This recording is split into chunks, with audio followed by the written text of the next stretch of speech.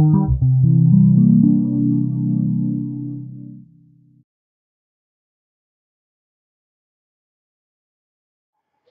handout starts off with some objectives. Basically, there's two main objectives here. One is to provide a unified framework for thinking about different pluralisms with respect to truth, and pluralism with respect to logic, so logical and Alethic pluralism. And it's tempting to think that there's a single underlying pluralism that just gets applied in these two different cases, but I think that's actually wrong. I think that the Alethic pluralists are, for the most part, working with one model, and the logical pluralists are, for the most part, working with a different model. And there's exceptions in each case, of course, but the dominant views are distinct there. And as I think that this distinction has come up a few times already in the conference, but I want to try to bring it out and then think about different, which of these versions is more plausible. And then the second objective is to use the version that I think is more plausible to, give a way of thinking about a position that I've been defending lately, and then also try to formulate a position on the logic or on the paradoxes associated with truth that would be a rival to the one that I've advocated. It seems like it would be a better one, and then I'll defend it a bit and then argue that it's actually not a better approach to the paradoxes. So let's start off with the definition. We've got Roy Cook's definition first for just pluralism, being a pluralist, right? To be a pluralist is about one thinks that there's more than one correct account of X. It's a pluralist about X. And then the logical pluralism, there's more than one correct logic. That's from Gillian Russell's Stanford Encyclopedia paper, and there's more than one correct, best, or legitimate logic. That's from Roy Cook's paper. Both papers, I think, are excellent, worth taking a look at if you're interested in overviews on logical pluralism. Alethic pluralism is more than one way of being true. It's through Pedersen and Wright, and there are several properties in virtue of which propositions are true. It's through Pedersen. And then property makes propositions true may vary across domains, from subject matter to subject matter. Again, it's Pedersen and Wright. So one of those is the introduction to the Truth and Pluralism volume, and the other one is the Stanford Encyclopedia entry. So given these kinds of quotations, it is tempting to think that there's just one kind of pluralism that just gets applied in these various ways. Now, I'm not going to go through all the specific instances of logical pluralism or Alethic pluralism yet again. That's really one nice thing about going last here, is that I can just rely on everybody else's exegetical work and not have to do that. So, but under the logical pluralists, I am thinking of Beal and Restall, of course, but then also the Roy Cook, Stuart Shapiro, and I think I go in that category too. Model theory as scientific model for consequence. And then, there's Gillian Russell's version and Hartree Field's version, and several others. Under the Alethic pluralism, of course, Crispin's pioneering work, and then different ways of developing it by Edwards, Lynch, Pedersen, various other people. All right, so I want to think about the relationship between these two patches of literature here. And the first comparison is that in the Alethic pluralism literature, there's a big deal made about the difference between moderate pluralism and strong pluralism. And it's not in the logical pluralism literature. And one of the things that I want to do is think about applying this distinction across the board. But before we can do that, we have to get straight on one other, I think, more important comparison. So a moderate Alethic pluralist says that in addition to the domain-specific truth properties, there's a truth as such property. Strong pluralist denies that. Okay, great.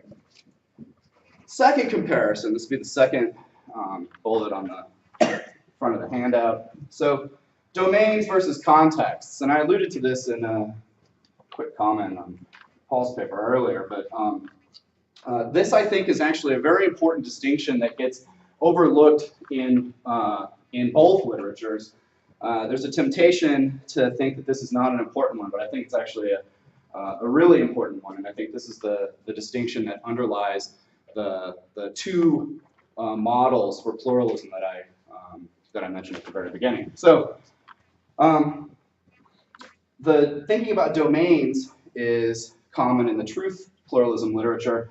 Thinking about context is common in the logical pluralism literature, and I think these are two fundamentally different ways of approaching the pluralism question. So it's standard in discussions of Alethic pluralism to posit distinct domains of discourse and to assume that each proposition belongs to only one domain, and that each domain has its own truth property.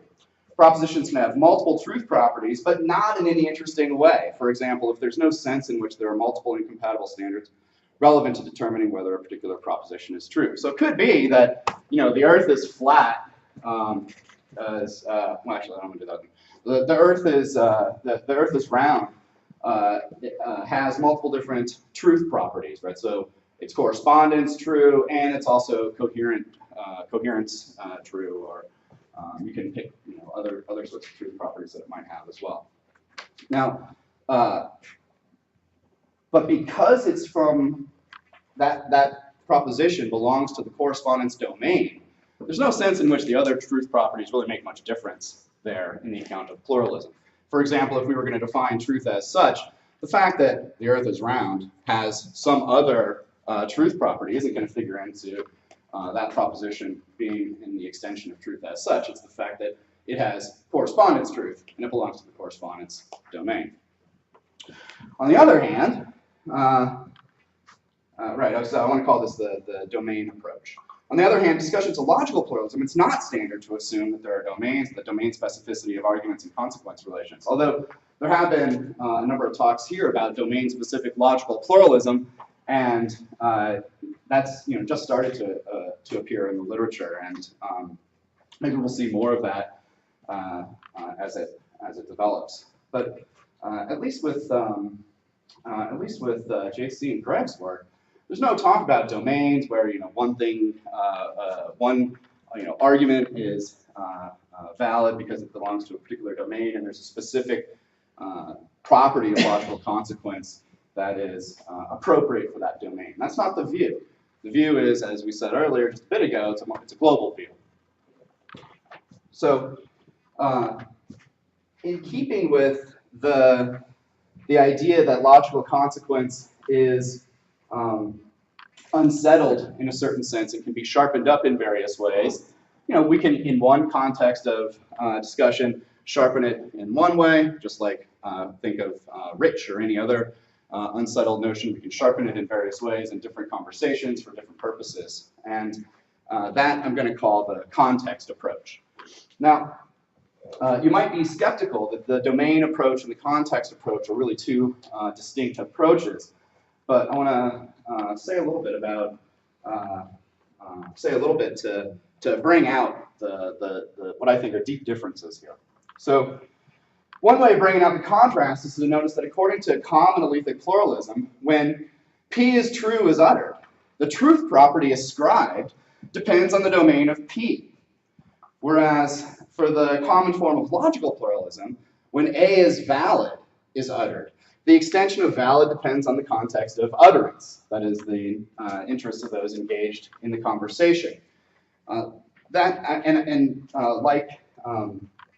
Nathan, I'm going to take valid, entailment, and logical consequence to be all so tightly related that if you're a pluralist about one of them, then you're going to be a pluralist about the others because they're just all interdefinable. So I'll slap over the distinction between logical consequence, validity, and entailment. I'm just going to use those interchangeably, and you can do the little translations in your mind when I'm talking about arguments being valid, a sentence following from, or a sentence being a consequence of a set of sentences, or a set of sentences entailing another sentence.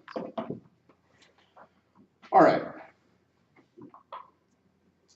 For the Alethic pluralist, the relevant standard for an ascription is determined by the target's domain, the target being the sentence that is called true, or the proposition that's called true, or whatever it is that's being called true. That's the target.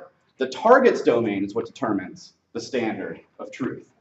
But for the logical pluralist, the relevant standard for an ascription is determined by the utterer's context, and those are quite different. We can use the analogy from contemporary epistemology to clarify this. In contemporary epistemology, there's a debate that, I guess, continues to rage about the semantic features of the word knows. And in this debate, one faction counts themselves as subject-sensitive invariantists. When I say S knows that P, whether S knows that P might depend on various standards in play, but if I'm a subject-sensitive invariantist, the standards that are in play are the ones that are in play for S, the subject that I'm talking about, the target of my ascription. For a contextualist, that is an epistemological contextualist, on the other hand, there again might be multiple standards in play that determine whether a particular true belief counts as knowledge. But when I say S knows that P, if I'm a epistemological contextualist, then the standards that are relevant are not the target's standards, but rather the standards in my conversation, in my context of utterance. So the domain approach is analogous to subject-sensitive invariantism in the epistemological debate, and the context approach is analogous to contextualism in the epistemological debate. So hopefully that brings out the difference to some extent, and I think that the difference here is really striking. And because these two literatures have kind of grown up independently of one another, and they're really just starting to mix, and people are starting to think hard about the relationships between them, for the most part, the truth pluralists have been working with one model, the domain approach, and the logical pluralists are working with a different model, the context approach. So that's one point. Now, when we bring in the contrast between the moderate pluralist and the strong pluralist, we need to keep this underlying domain versus context distinction in mind. So if we adhere to the domain approach, we can formulate a moderate logical pluralism in the following way. Argument A is valid as such if and only if A belongs to a domain and A is valid, A belongs to domain 1 and A is valid 1, or A belongs to domain 2 and A is valid 2, or blah, blah, blah, blah, blah. Okay, again, I'm assuming here that arguments belong to one and only one domain. If you want to drop that assumption, then your definition of validity as such is not going to work very well, or else you're going to end up with an inconsistent definition of validity as such. If we adhere to the context approach, this sort of moderate Alethic pluralism and moderate logical pluralism are implausible. At least they're implausible given widely shared assumptions about the natures of the properties that are relevant. Aaron and I have been having a multi-stage argument about the definition of validity as such and the account of moderate logical pluralism, and he informed me that I was wrong right before I came up here on this. So we'll have to see how this plays out, right? Whatever the answer to how to be a moderate logical pluralist question, it's going to be complicated. It's not exactly as it seems. So for what it's worth, I think the context approach is preferable because of the implausibility of disjoint domains for truth bearers. As anyone who's familiar with the Alethic pluralism debate can attest, the literature is filled with attempts to solve mixing problems, and that's a direct feature of assuming the domain approach. If you don't assume the domain approach and you instead assume the context approach, then the sorts of mixing problems go away. Another reason I prefer the context approach is consider a common motivation for logical pluralism. Paraconsistent logic is good for databases that might have inconsistent information. This is a common motivation for various non-classical logics, and I think it might go back to or at least one of the important papers in this tradition, is Noel Belknap's How Computers Should Think, which advocates first-degree entailments, or at least a fragment of first-degree entailments for a database, for consequences in a database. So, but now, if we take the domain approach here, think about this motivation for logical pluralism. By domain-specific logical pluralism, if a database is about, say, ring-tailed lemurs, right? So say you have a zoologist who's keeping track of various data about ring-tailed lemurs in the database, and classical logic is the appropriate property, the appropriate consequence property for the domain, then we cannot say that paraconsistent logic is the appropriate one for this database, because the topic of the database is ring-tailed lemurs. So that's a problem. That problem goes away on the context approach. Another one. Domain approach to logical pluralism faces the problem that even if each domain-specific validity property is monotonic, validity as such is still not going to be monotonic. That seems like a big problem if you're trying to be true to the logical tradition, where monotonicity is a crucial aspect of logical consequence, at least for many deductive logics. Okay, so I don't take these to be knockdown objections. They're not. I said for what it's worth. This is my view on the matter. I think that the context approach is better than the domain approach, but I don't think that these are. I don't think that what I've said here is conclusive by any means. It's just an indication of why I'm using the context approach in what follows instead of the domain approach in what follows. All right. If we apply the context approach to truth, remember, standard way of thinking about Alethic pluralism is to use the domain approach. Forget that. Drop that out of your head for a second and instead use the context approach to be an Alethic pluralist. If we do that and we pick the right truth properties, namely the ones that I've advocated in recent work to replace the concept of truth, then one arrives at something very much like the view that I've been defending. So much to my surprise, I end up being a Alethic pluralist of this sort based on my recent work. If you take the context not to be the context of utterance, but rather the context of assessment, because I'm an assessment sensitivity theorist with respect to the truth predicate of natural language.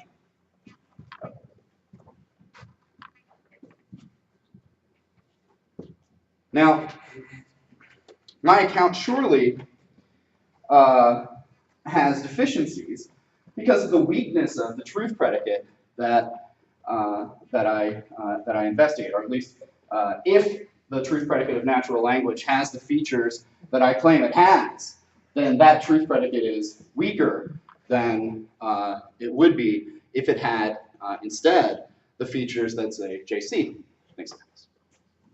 JC thinks that the truth predicate of English obeys an unrestricted T-schema. I think it doesn't. I think the T-schema has exceptions. Wouldn't it be nice to have a view that combines the best of both?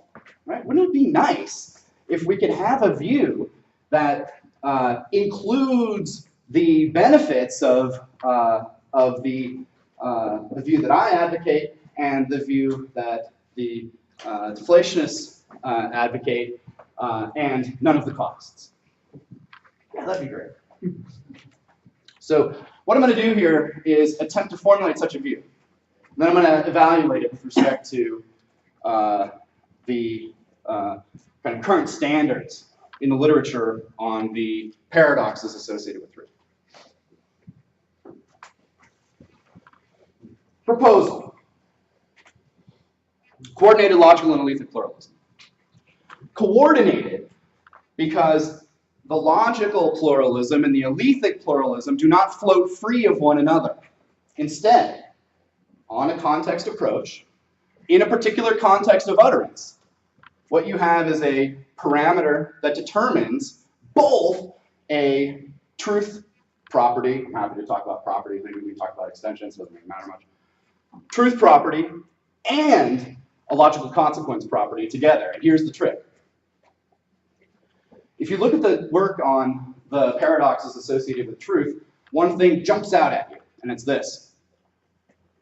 If it approaches to the paradoxes that advocate stronger truth predicates get paired with weaker logics. By stronger, I don't mean has a bigger extension. By stronger, I mean satisfies more principles.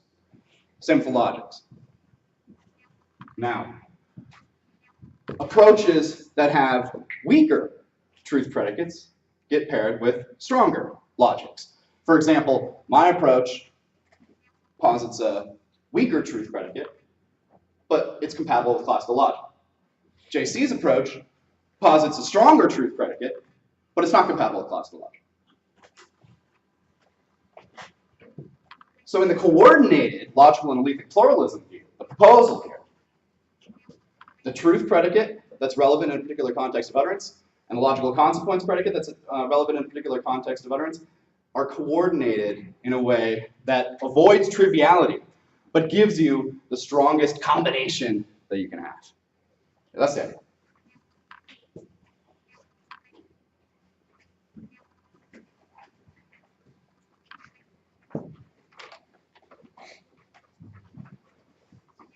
Here's the theory. It's on page 2 in the middle. All alethic and logical expressions designate properties, and I'm going to stop already. Logical expressions. Stewart, in his recent book on logical pluralism, is admirably clear about the distinction between being a pluralist with respect to connectives, like and or, and being a pluralist with respect to metalogical expressions like valid. I'm going to throw that all in the same boat. Those are all logical expressions. I'm not going to make a distinction. Keep going. All alethic and logical expressions designate properties, and which property they designate depends on some parameter or variable. I'm going to use context as a general term for this. I'm not going to be more specific about it than this. If you think that the details here actually matter, then I'm happy to talk about that in the Q&A. All right. So, let's see. Among the, oh wait, I missed one little spot on the handout. Let me go back to that. Sorry. Just right under proposal. So what follows is not a familiar alethic pluralism because the relevant truth properties are inspired by approaches to the alethic paradoxes, not proposals for analyzing the nature of truth. Moreover, what follows is not a familiar logical pluralism because the relevant validity properties are inspired by approaches to the alethic paradoxes, not proposals for analyzing logical consequence. Let me take just one moment to say something about this. The one striking feature of the debate about the paradoxes affecting truth is the non-classical approaches advocate logics that are different from the standard logics that are at play in the discussion over which is the right logic. This discussion about which is the right logic typically is the classical logic or intuitionistic logic or relevance logic are strong one. But none of those work for non-classical approaches to the liar or the other paradoxes. You have to go way weaker on your logic if you're going to get a non-classical approach to paradoxes, right? None of these standard non-classical logics will work. Okay. So when I say I'm being a logical pluralist here, I'm being the options for your logical consequence relation are going to include a wide range of weak logics, like BX or LP, or substructural logics, ones where transitivity fails or contraction fails or whatever. Likewise, the truth properties that I'm using here are not correspondence, supercoherence, superassertability, none of that.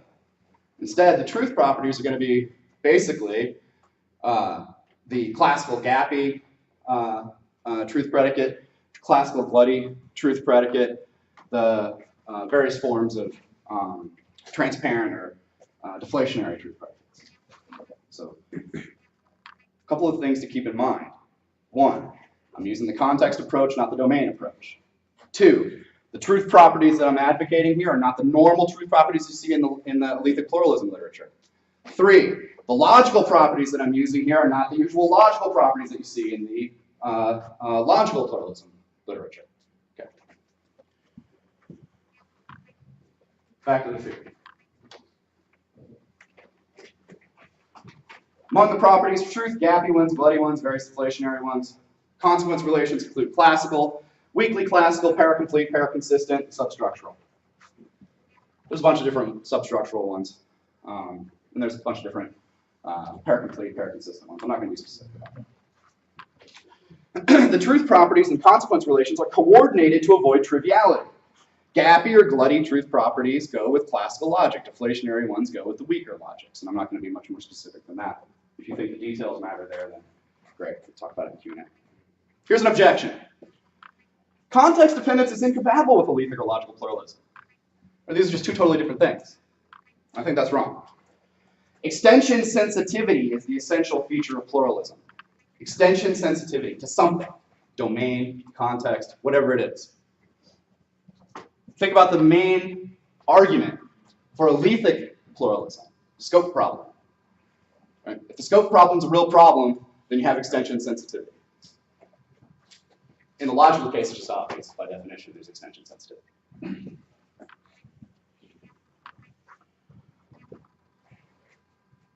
So, contextualism is one way of interpreting pluralism. Say it again. Contextualism is one way of interpreting this kind of pluralism. That is, the context approach to pluralism. Non-indexical contextualism is an option too, as is assessment sensitivity. These are three different ways of interpreting pluralism, and they all share extension sensitivity. All right. Objection. These are formulated as strong pluralisms. What about the moderate pluralisms? This is where Aaron and I have been having this epic battle over the last few days. This is really tricky. This is really tricky on this proposal.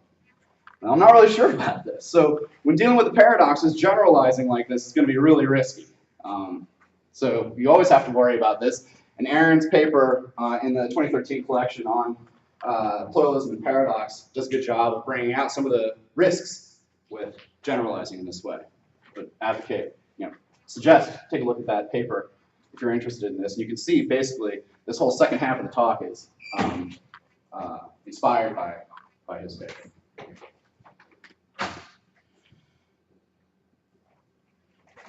There might be truth predicates that include many truths. However, they don't include certain truths about logic. At least they're not going to include truths about the logics that are compatible with them.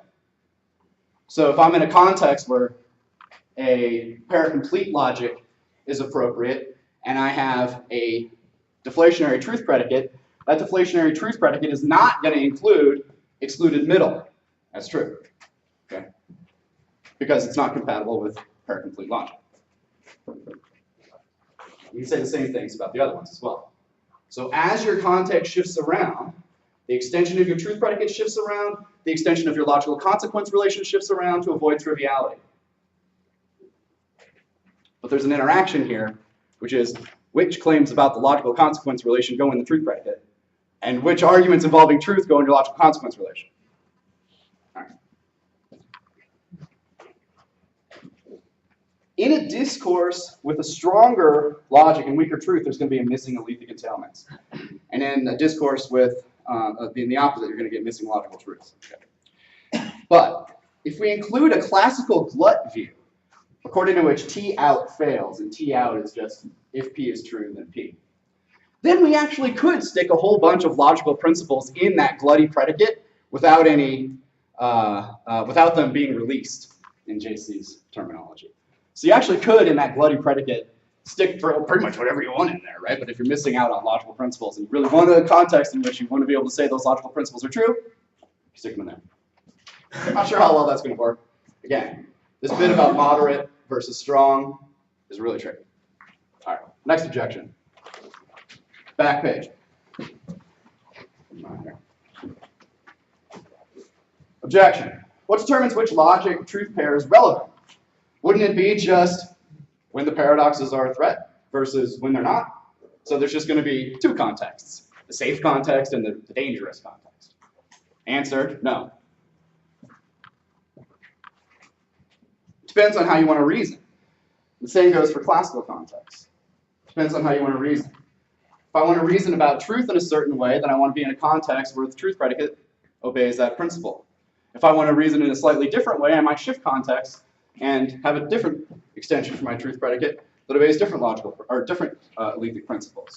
Same goes for logic. Let's say I want to use reasoning by cases. Well, then I shouldn't be using certain non-classical logics. Let's say I want to use modus ponens. Then I should be in one of the contexts that includes LP and a truth predicate that's non-trivially compatible with LP.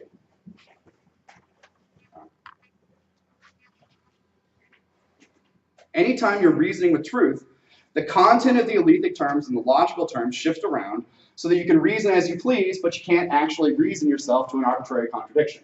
So you avoid triviality. That's the idea. One more objection. Why are the logical and Alethic features aligned like this? Seems like some kind of pre-established harmony in a pejorative sense. Right? Pejorative sense would be a basic, substantive, extremely unlikely fact that you just have to posit, you can't explain. Yeah, it does seem like that. But the worry is only relevant if it's a descriptive theory, and it need not be. We could be conceptual engineers and say, forget about the way our language actually works.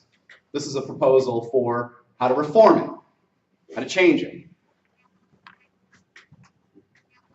You could take coordinated logical Alethic pluralism as an option for conceptual engineering.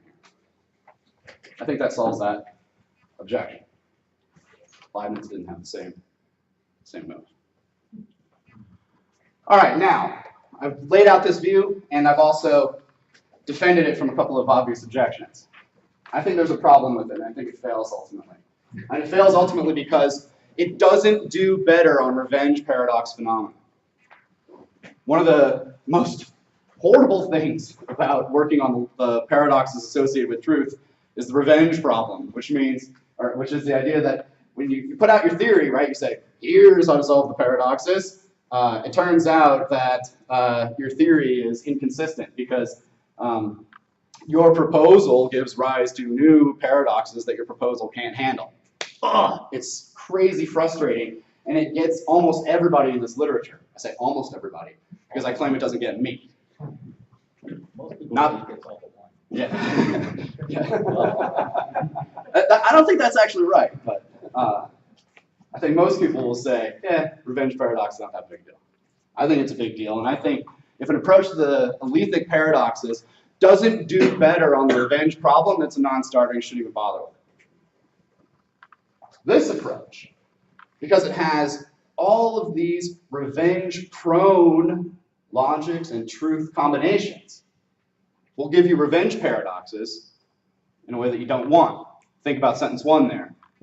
Sentence 1's not true in any context. Ouch. It's pretty straightforward to reason to a contradiction from that, even given the shiftiness of your logical term and the Alethic terms. So as far as dealing with revenge paradoxes, this one gets killed by a really easy one. And I think that because of that, the attempt to do better, combine the good aspects of my view and the other views that have the stronger truth predicate, like JC's, fails. You might say, well, if you get revenge paradoxes with the coordinated view, then why don't I just get them on my view?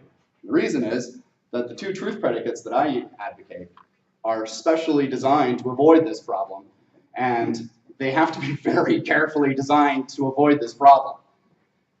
When you add in all the other ones, you lose that very careful design, and you end up with the revenge paradoxes back. So, ultimately, here's the take-home message. 1, I think there's 2 different approaches to the pluralism question.